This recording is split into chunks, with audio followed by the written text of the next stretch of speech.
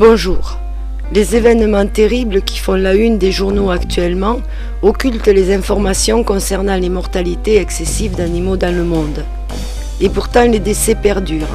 Ainsi, à Genève, en Suisse, ce sont des pigeons qui meurent. Cela est expliqué par une maladie qui les terrasserait, ou bien des empoisonnements massifs de la part de particuliers. Ces explications pourraient convenir si ces pigeons n'avaient pas la cage thoracique explosée. En Inde, ce sont des pans qui décèdent. Les chiffres devenant importants, des analyses ont été demandées. Au départ, les gardes forestiers pensaient qu'une intoxication alimentaire était la raison. Mais les 50 animaux trouvés font craindre une autre cause et une poursuite des décès dans la population des pans. On note le 1er février de nouveaux poissons morts en Arkansas. Un peu plus bas, dans le Pantanal, ce sont des milliers de cadavres qui sont découverts. Cette information est peut-être à relever davantage que les autres, car cette mortalité est attribuée à un manque d'oxygène dans l'eau. Mais dans cette région, cela pourrait s'avérer être une véritable catastrophe, car le Pantanal, selon Wikipédia, est la plus grande zone humide de la Terre, une énorme plaine. On pense qu'il constitue l'écosystème le plus dense de la planète, tant au point de vue végétal qu'animal. Son importance est souvent éclipsée par la popularité de la forêt amazonienne auprès des défenseurs de la nature. Mais il constitue une part tout aussi vitale et intéressante de la biosphère. Fin de citation.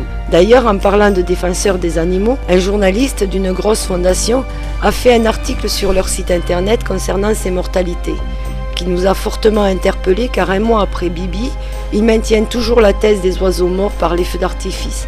Sauf que le calendrier des fêtes de la ville n'indique aucun feu d'artifice planifié cette nuit-là. Est-ce une façon de rassurer, de cautionner des explications pour faire passer cette situation comme normale, tenter de faire penser que tous ceux qui tirent la sonnette d'alarme sont des doux, gentils mais un peu trop alarmistes? J'ose espérer que non, car dans cette hypothèse, nous n'aurons rien à attendre des associations pour nous aider à avoir la vérité. N'oublions pas que dans la chaîne habituelle, nous trouvons les petits animaux avec les oiseaux, les poissons et les insectes. Viennent ensuite les animaux moyens et grands avec les dauphins, les mammifères terrestres genre vaches, chiens ou phoques. Puis vient l'humanité, c'est-à-dire nous tous. Chaque maillon avant nous est touché, dans presque tous les pays.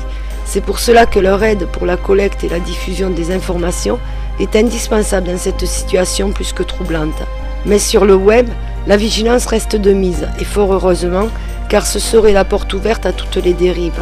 En effet, dernièrement, des plaisantins ont tenté de faire tourner une vidéo truquée pour tester sa vitesse de propagation sur le web et sur les médias. Pensant certainement que pris par le feu de l'action et souhaitant briller avec un scoop, nous ne vérifions pas nos sources.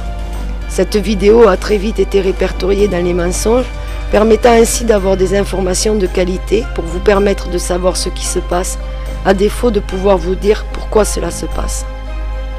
Je vous remercie de m'avoir écouté et je vous donne rendez-vous dans les prochains jours ici ou sur mon blog pour des compléments d'informations. Je mets à votre disposition la liste des décès d'animaux dans le monde sous forme de calendrier. En parallèle, un ami sur internet a réalisé une mise en image de la partie 1 de cette chronique.